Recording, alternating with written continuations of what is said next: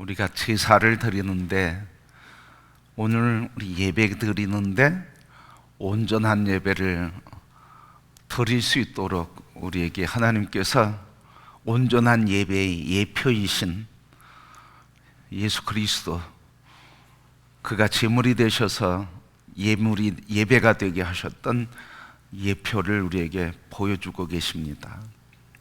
그러니까 단순히 구약의 제사는 제사로서의 제사가 아니라 신약의 제사의 제물이 되시고 예배가 되시는 예수 그리스도를 보여주시는 거예요. 미리 보여주시는 것. 그래서 예표라 그렇게 얘기합니다. 구약과 신약, 이 제사와 예수 그리스도가 아무 관계가 없는 별개의 이야기가 아니고, 하나님께서는 구약에 예언하신 것을 신약에서 성취하셨어요. 그래서 이 제사는 성취된 예수 그리스도의 예표다 그렇게 말할 수 있습니다.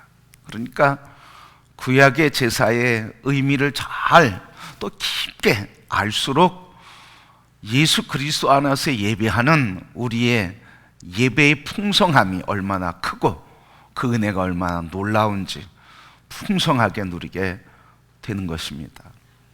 그러게 오늘 우리 이 제사의 5가지 제사 중에 마지막 제사예요.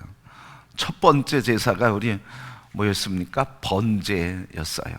그래서 번제를 통해서 하나님께 완전히 죄를 전가시키고 완전히 죽여서 태워서 드림으로써, 그래서 하나님과 바른 관계가 회복된, 죄의 문제가 해결되고 하나님과의 관계가 온전히 회복된 이런 제사, 이 소번제 제사예요.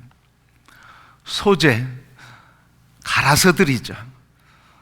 그래서 갈아서 드리는데 누룩을 치지 않아요. 그냥 갈아서 자기가 깨어지고 부서지고, 그래서 완전히 자기는 없고, 그래서 희생과 충성의 회복을 위한 제사, 화목제사. 화목제는 하나님과 사람, 사람과 사람 사이의 관계의 회복, 화평을 이루는, 그래서 범한 이 죄를 서로 용서하고 화평을 이루는 화목의 제사. 그리고 속죄제는 뭡니까? 하나님의 법, 율법을 범한 죄와 죄성으로부터 범하는 죄들에 대한 씻김, 그래서 범한 죄를 용서하고 용서받는, 속죄받는 제사. 번제는 우리의 근원적으로 우리의 죄를 완전히 해결하시고 하나님과의 관계를 회복한 거라면, 이 속죄 제사는 우리 안에 남아있는 죄성으로 인해서 또 범죄하고 하는, 하나님의 말씀을 범하고 죄성으로 인해서 죄를 범하는 문제를 해결하는 제사라는 말씀이죠. 그리고 오늘 우리 속건제. 속건제는 하나님의 성물 또는 남의 물건에 대하여 범한 죄를 속하는 제사예요. 자, 그래서 오늘 이 속건제를 통해서 예배 드리면 하나님과의 관계에서 완전한 회복, 원죄에 대한 회복, 죄성 원죄에 대한 회복, 그리고 자아가 깨어지고 완전히 부서지고 나는 없고 내 안에 주님만 사시는 헌신과 봉사와 충성의 예배, 그리고 하나님과 관계, 사람과의 관계가 막혔던 것들이 풀어지고 화해를 이루는 예배, 또 우리가 일상의 삶에서 남아있는 죄성과 옛습관에 의해서 범한 죄를 사함받고 용서받는 은혜의 제사, 그리고 성물과 이웃과의 관계에서 물건들에 대하여 지은 죄를 용서하고 용서받는 이런 은혜의 예배. 그러니까 우리가 주일 예배 드릴 때 이런 은혜들이 있다는 거예요. 또 이런 은혜들을 우리가 깊이 묵상해야 된다는 거죠. 그냥 예배 드린 의무전을 치르면 안 된다 그 말이죠. 의무 방어전 있잖아요. 꼭 치러야 돼. 그래서 주일 예배 드리는데 의무 방어전이 되면 안 된다는 거예요.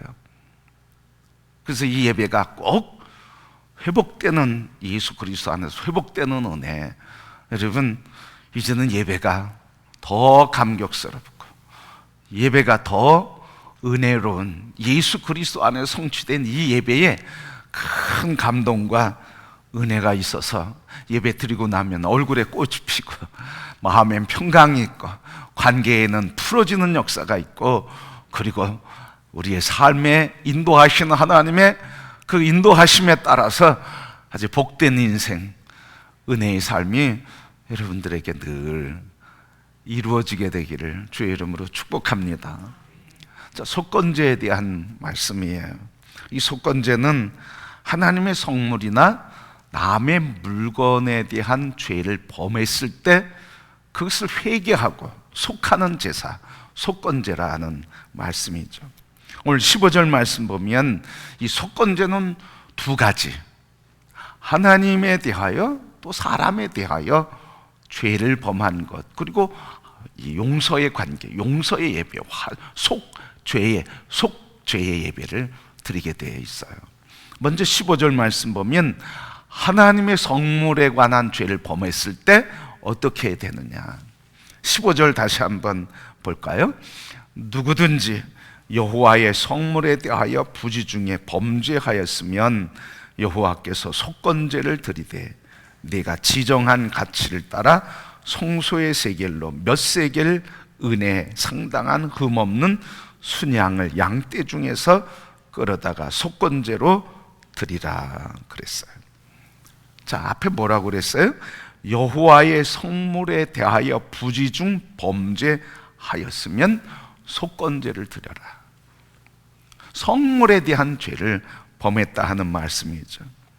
그래서 성물의 죄를 범했을 때 어떻게 속하고 어떻게 보상해야 될지. 여러분, 성물이라고 하는 것은 성전에서 사용되는 물건들과 물품들, 그리고 성도들이 드린 11조 제사의 제물들을 얘기하고 있어요. 그래서 성전에서 사용되는 물건 또는 성전에서 사용되는 음식에 대하여 죄를 범하였을 때 어떻게 사야 되느냐, 두 가지 보상을 해야 돼요. 하나님의 성물에 대해서 속전을 통해서 속죄의 제사를 드려야 되는데, 이 속죄의 제사인 속건제를 드리는데 두 가지 속건제 예배를 드려야 됐어요. 첫 번째 뭐냐면 하나님 앞에 속죄하는 속건제. 하나님 앞에 속죄하는 속건제인데, 왜? 모든 죄는 하나님 앞에서 범한다는 거예요. 하나님 앞에서 회개해야 된다는 거예요. 모든 죄는 하나님 앞에서 회개해야 된다. 왜? 하나님과 관계없는 죄는 아무것도 없기 때문에. 왜? 성물은 누구에게 드린 거예요? 하나님께 드린 거거든요. 그러니까 누구 거예요? 하나님 거거든요. 그러니까 하나님 것에 대한 죄를 범했기 때문에 하나님께 속건제를 첫 번째 드려야 된다는 말씀이죠. 자, 그래서 하나님 것이기 때문에 하나님의 뜻에 합당하도록 쓰여져야 되는데, 그래서 법궤는, 그리고 제사에 관계된 건 누구만 해야 되는 거예요? 레위인과 제사장들만 감당했어야 되는 거예요. 근데 이 사람 외에 다른 사람이 됐을 때, 범했을 때는 하나님께서 진노하시고 죽이시는 거예요. 그래서 사함을 받기 위해서 속건제를 드렸다는 말씀이죠. 그래서 하나님 앞에 드리는 속건제. 두 번째는 직접 피해를 입은 대상에게 보상을 해줘야 된다는 말이죠. 하나님께 드리는 희생 제물에 대해서 부정하게 했어요. 그러면 어떻게 하라고 그래요? 오늘 15절 말씀 보면 지정한 가치를 따라 송소의 세겔, 몇 세겔 은에 상당한 흠없는 순양을 양떼 중에서 끌어다가 속건제로 드려라. 이렇게 얘기하시는 거예요. 그러니까 흠이 있으면 그걸 대신 같은 가격에 맞는 양 순양을 제물로 드려야 된다, 바꿔야 된다는 말이죠. 자, 그래서 하나님 앞에 이렇게 피해 입은 대상에 대해서 하나님에 대해서 속죄 제물을 드리는데 범한 그것과 동일한 것, 가치를 드려야 된다 하는 것이고, 두 번째, 직접 피해 입은 대상에게 어떻게 하라는 거예요? 피해 입은 대상에게 보상을 해야 된다는 거예요. 하나님께는 같은 가격의 제물, 그리고 사람에게는 16절 말씀 보면 그 사람이 누구예요? 성전에서 거룩한 직무를 감당하는 대제사장을 얘기하고 있어요. 제사장. 그러니까 이 성물에 대한 죄를 범했을 때는 하나님에 대해서 양으로서 제물을 다시 그 가격에 맞는 양을 드려야 됐고, 그리고 성물을 다루는 거룩한 제사장들에게는 또 다른 보상을 했어야 된다는 말이에요. 16절 말씀 뭐라고 그랬습니까? 성물에 대한 잘못을 보상하되 그것에 5분의 1을 더하여 제사장에게 줄 것이요, 제사장은 그 속건제의 순양으로 그를 위하여 속죄한 즉 그가 사함을 받으리라. 그래서 거룩한 성물을 범죄하면 성물을 바꾸는 거예요. 그 가격에 맞는 걸 바꾸는 거예요. 순양을 바꾸는 거죠, 제물을. 그래서 순양을 바꾸고 제사장에게는 순양의 가치에 대한 5분의 1, 20%의 배상을 하게 돼 있는 거예요. 양도 새로운 거, 그리고 거기 플러스 제사장에게는 20%의 5분의 1의 배상을 해야 된다는 말이죠. 그렇게 해서 다시 바꾼 성물인 이 순양으로 제사를 드려서 속죄해라, 이렇게 얘기하신 거예요. 성도 여러분, 왜 이렇게 우리가 제사장에게 보상을 해야 하는가? 바로 제사장, 그는 하나님의 성물을 받은 사람, 성물을 관리하는 사람, 거룩한 사람이기 때문에 제사장에게도 보상을 해라, 배상을 하라 하는 말씀이에요. 자, 여기서 우리에게 주시는 가르침이 있어요. 우리 기독교인들이, 그리스도인들이 우스갯소리 할 때가 있어요. 세상 사람도 그런 얘기해요. 일주일 동안 내내 죄 짓고 주일날 가서 회개하면 되지, 그렇게 얘기하는 사람들이 있어요. 근데 이건 기독교를 곡해하는 착각이. 근데 오늘 말씀을 통해서 뭐예요? 하나님은 반드시 속죄의 제물과 배상을 치러야 된다. 죄에 대한 대가를 반드시 지불해야 된다는 거예요. 반드시 지불해야 된다는 거예요. 그래서 이 속죄를 하지 않으면, 죄를 저질렀는데도 회개하지 않는다고 하면, 그래서 교회 가서 그냥 회개만 하면 돼라고 하는 이것은 하나님 앞에서 온전한 회개가 안 된다. 반드시 뭐가 있어야 된다는 거예요. 대가의 지불이 있어야 된다 하는 말이죠.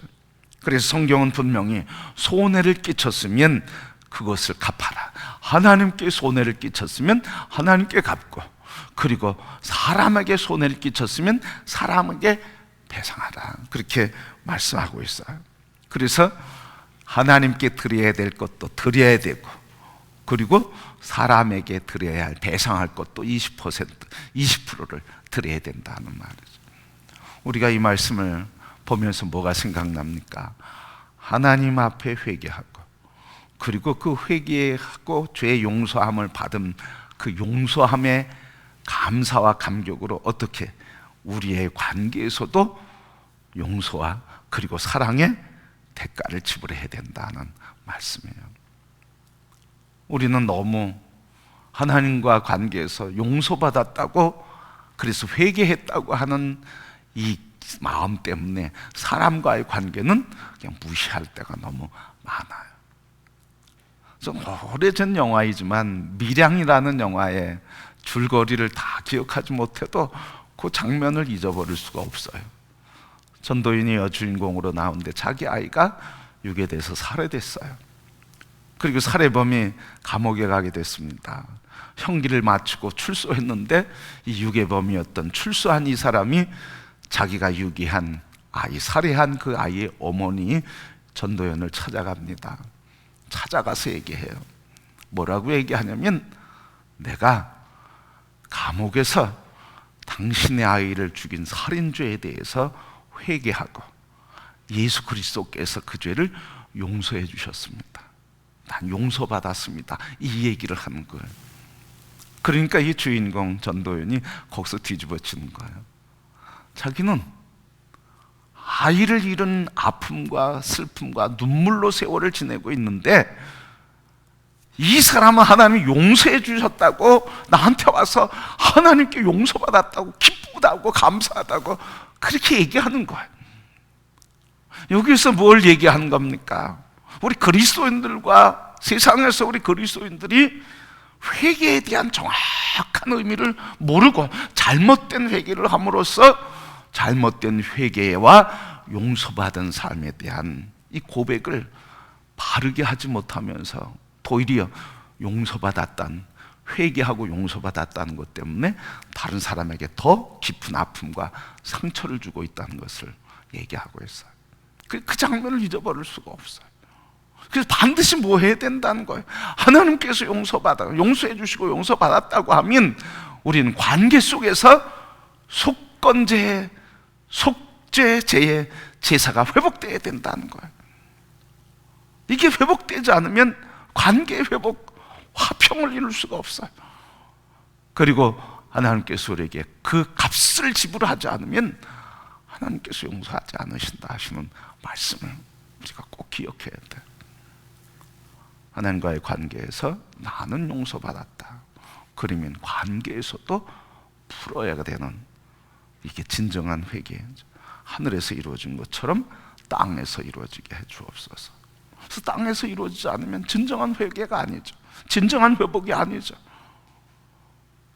하늘에서 진정한 관계의 회복이 이루어졌다고 하면 땅에서도 동일하게 이루어져야 되는 것이고, 이루어질 때 진정한 회복이 이루어지는 거고, 진정한 예배가 드려진 것이고, 진정한 예배자의 삶이 되는 거라는 말씀이에요.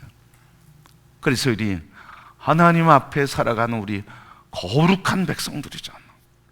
그리스도 예수 안에서 우리는 모두가 다 성령이 거하시는 거룩한 전이 됐고 성도가 되었어요. 그러기에 우리 모두가 서로에게 성도로서, 왕같은 제사장으로서 우리 서로와의 관계에서 서로에게 상처를 주고 아픔을 주었다고 하면 하나님과의 관계에서 풀어진 것, 그리고 성도와의 관계에서도 서로가 서로에게 화평을 이루는 속건제의 제사, 속죄제의 제사를 드릴 때 관계 회복으로 천국이 이루어지게 되는 줄 믿습니다. 이게 진정한 예배고, 진정한 예배자의 모습이고, 진정한 예배의 삶이에요. 그래서 처음 시간에 말씀드렸지만 우리의 예배가 뭐예요? 하나님과의 관계에서 예배가 이루어져야 될 것이고, 그 다음에 생활에서, 삶의 자리에서 예배가 성취되어야 된다는 말씀이죠. 여러분, 예배는 반쪽이라는 예배는 없어요. 하늘에서 하나님과의 관계의 회복은 곧 땅에서의 관계의 회복과 한 몸이라는 거예요. 동전의 양면일 뿐이라는 거예요.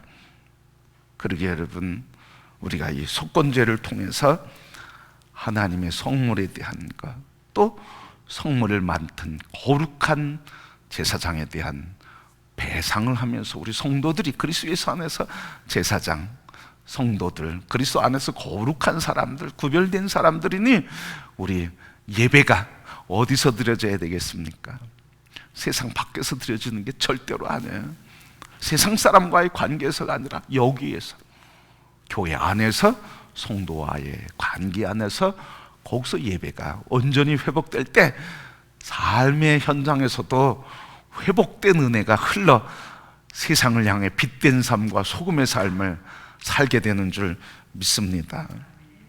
자, 우리 교회 성물에 대한 이야기인데, 성물에 대한 것들을 오늘 이 속건제를 통해서 거룩하게 다루어야 된다, 거룩하게 해야 된다, 거룩하게 취급해야 된다는 걸 말해주고 있어요. 지금은 우리가 뭐 양 안 드리잖아요. 예수 그리스도시잖아요. 우리의 거룩한 제물 예수 그리스도시잖아요. 그러니까 예수 그리스도에 대해서 우리의 태도가 어떠해야 되는지를 알려주시는 거예요. 예수 그리스도, 그분에 대한 나의 태도, 그분과의 관계에 대한 나와의 관계에 대한 모습들을 말해주고 있어요. 뿐만 아니라 우리 교회 안에 성물들이 있잖아요. 성물들이라는 게 뭐 예배와 하나님을 위해 쓰여지는 모든 것들을 다 성물이라고 얘기하죠.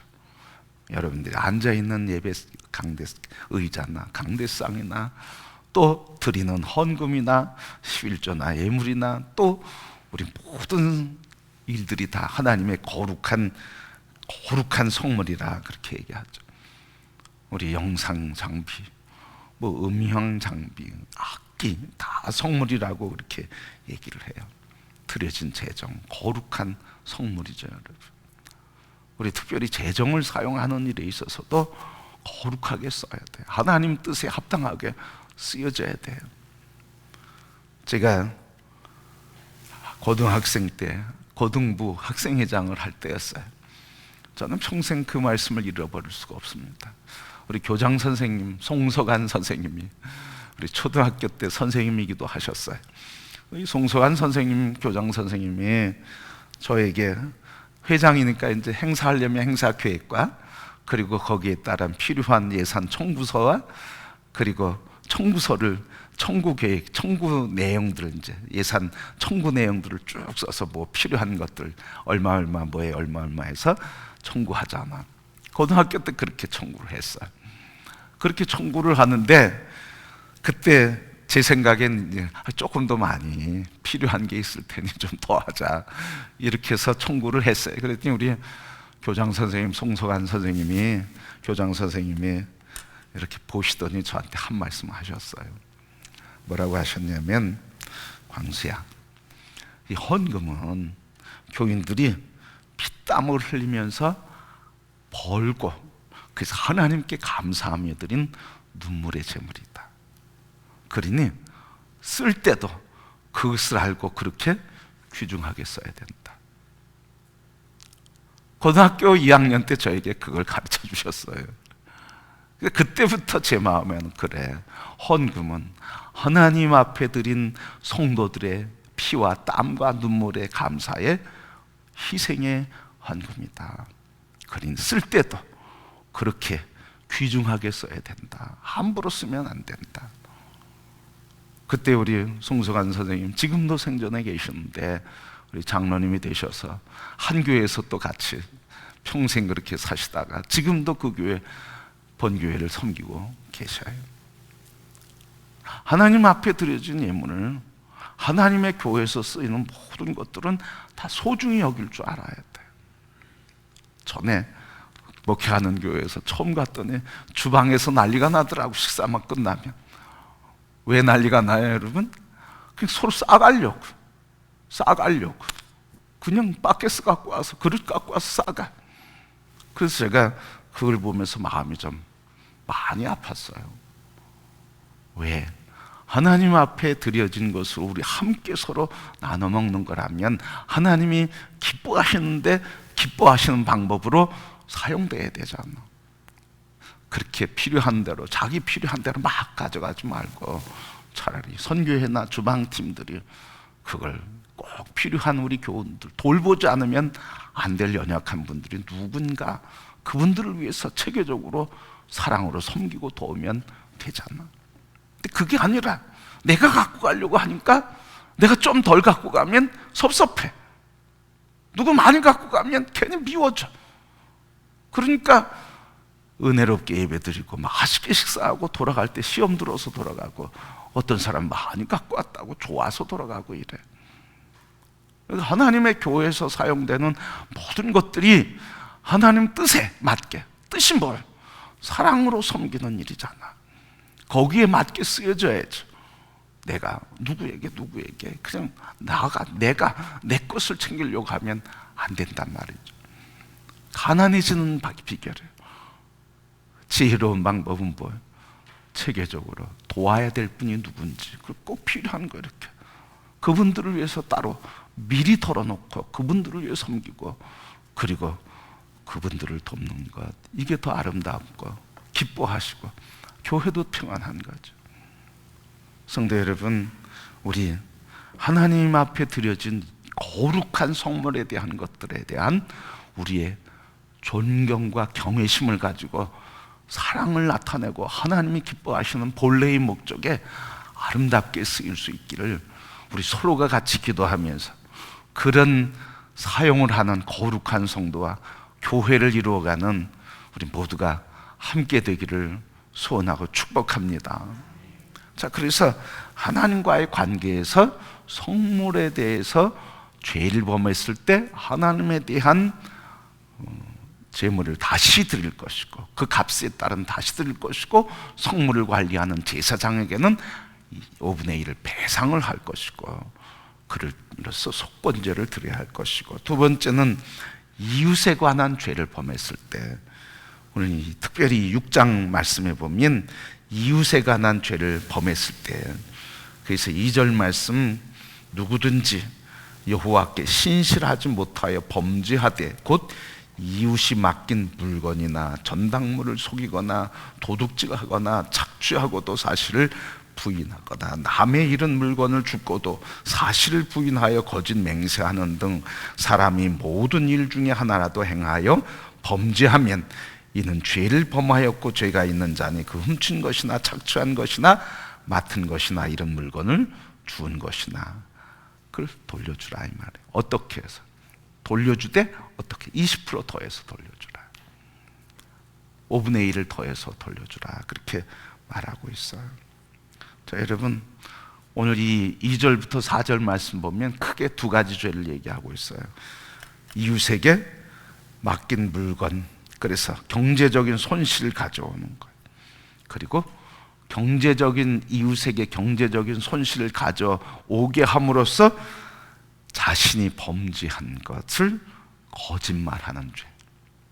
이웃 거를 훔치거나 속인 거 그걸 가져오고 그리고 가져오는데도 자기 자신을 속이는 죄.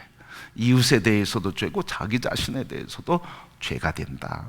그러므로 이것을 깨닫게 되면 너희들이 속건제를 드려라. 자, 여러분, 우리가 이렇게 죄에 대한 문제를 얘기해 주고 있어요. 10계명에서도 이 속건제에 대한 얘기를 합니다.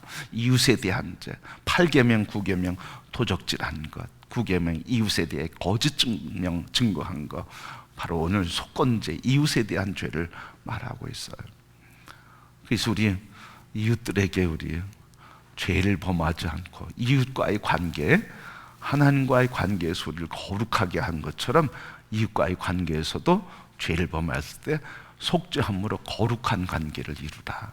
그러면서 그리스도의 안에서 한 몸 되어가고 그리스도의 몸의 지체로서 하나 된 교회를 세워가는 것이다 하는 것을 말해 주고 있어요. 자, 그럼 이제 마지막 정리하면서 이런 속건제를 드릴 때 어떻게 드려야 되느냐, 속건제를 어떻게 드려야 되느냐, 레위기 5장 15절 말씀 보면 하나님께 순양으로 드릴 것이고, 레위기 7장 2절부터 4절 말씀 보면 이 양을 잡아서 피를 제단 사면에 뿌리고 기름 모두와 그리고 꼬리와 내장 두 콩팥과 그 위에 있는 기름을 다 태워 드리라는 거예요. 그리고 나머지는 하나님과 제사장에게 그리고 또 백성들이 함께 먹으라고 말씀하셨어요. 자, 오늘 이렇게 피의 제사를 통해서만 죄의 문제가 해결된다는 거예요. 특별히 속죄제, 속죄제, 번제, 속죄제, 속건제는 반드시 뭐가 필요하다는 거예요? 피가 필요하다는 거예요. 피가 필요하다는 거예요.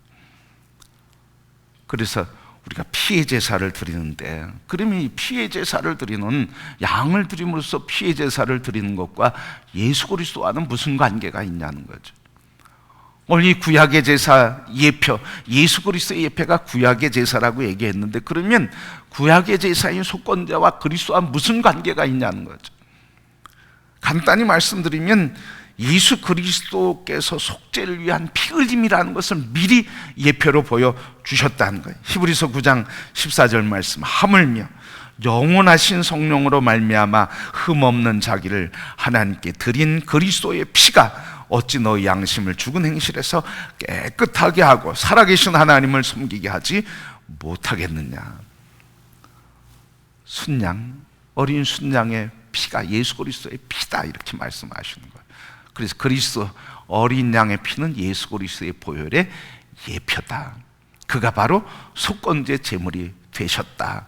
우리가 예수 그리스도의 이름으로 죄를 용서받고 예수 그리스도의 이름으로 용서받은 그 죄를 우리 서로가 용서하면서 살아야 된다는 말씀이에요. 두 번째는 이 구약의 속건제 제물은 제사는 그리스도께서 성도 되신 고난당하신 예표라. 고난당하신 예표. 그래서 베드로전서 2장 24절 말씀, 친히 나무에 달려 그 몸으로 우리 죄를 담당하셨으니 이는 우리 죄로에 대하여 죽고 의에 대하여 살게 하려 하심이라. 그가 채찍에 맞음으로 너희는 나음을 얻었다. 바로 예수 그리스도 속건 제물이 되신 것은, 그래서 그가 피를 내고 자르고 그리고 각을 뜨고 다 그래서 피를 흘리고 죽으심 당한 것은 바로 예수 그리스도, 우리의 죄를 인하여 대신 죽으신 예수 그리스도의 예표가 된다. 마지막으로 그리스도께서 허물을 용서하시는 용서의 예표가 바로 속건 제물이시다, 이렇게 얘기하시는 거예요. 에베소서 1장 7절 말씀, 우리는 그리스도 안에서 그의 은혜의 풍성함을 따라 그의 피로 말미암아 속량 곧 죄사함을 받았느니라. 그의 피로 말미암아 속량 죄사함을 받았다. 그래서 속건 제물에, 예수 그리스도는 속건 제물의 예표가 되셔서 죄와 허물을 용서해 주시는 분이다. 그래서 이제는 우리가 오직 예배의 대상은 누굽니까? 그리스도 예수 안에서 하나님이에요. 예수 그리스도 이름으로 예배 드리는 거예요. 그래서 예수 그리스도 안에서 번제와 소제와 그리고 화목제와 속죄제와 속건제물이 완성되었고 속죄제 모든 제사가 완성되었어요. 그래서 우리는 예수 그리스도의 이름으로 예배하며 예수 그리스도의 이름으로 찬송하고 감사하며 예수 그리스도의 이름으로 화해와 용서의 삶을 이루며 살아가는 예배자의 삶을 살아가게 되는 겁니다. 성도 여러분, 이제 우리 5가지 예배를 살펴봤어요. 여러분, 예배 드릴 때마다 이제 중요한 태도의 전환이 이루어질 줄 믿습니다. 은혜 받으러 오는 게 아니라 주신 은혜를 감사하며 찬양하기 위한 예배, 그리고 세상 삶 속에서도 예수 그리스도의 십자가의 보혈로 나를 씻겨주시고 건져주시고 화평케 하시는 은혜를 누리게 하셔서 감사한 것을 하나님께 와서 영광을 돌리는 것, 또한 세상의 삶에서 화해를 이루시고 화목케 하시고 내가 범할 때마다 예수 그리스도의 이름으로 용서해 주신 은혜를 속건제의 제물이 되신 예수 그리스도를 감사하고 찬양하는 거예요. 그 모든 은혜를 감사하는 거예요. 은혜 받으려고 그러지 마세요, 여러분. 은혜는 언제 받고 있는 거예요?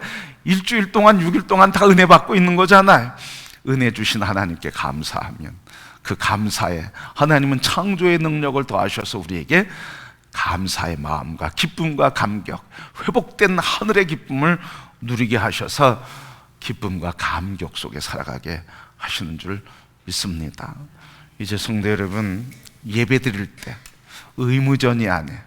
예배는 반드시 신령과 진정과 영과 진리로 예수 그리스도의 이름으로 드림으로써 우리 5가지 예배의 회복의 은혜가 우리의 삶에 늘 넘치고 관계 속에 넘치고 삶에서 이루어져서 날마다 예배가 회복되고 예배가 우리의 삶에 드려지는 예배자의 삶이 되시는 예배의 거룩한 집례자인 왕같은 제사장으로 살아가시는 성도가 되기를 주님의 이름으로 축복합니다.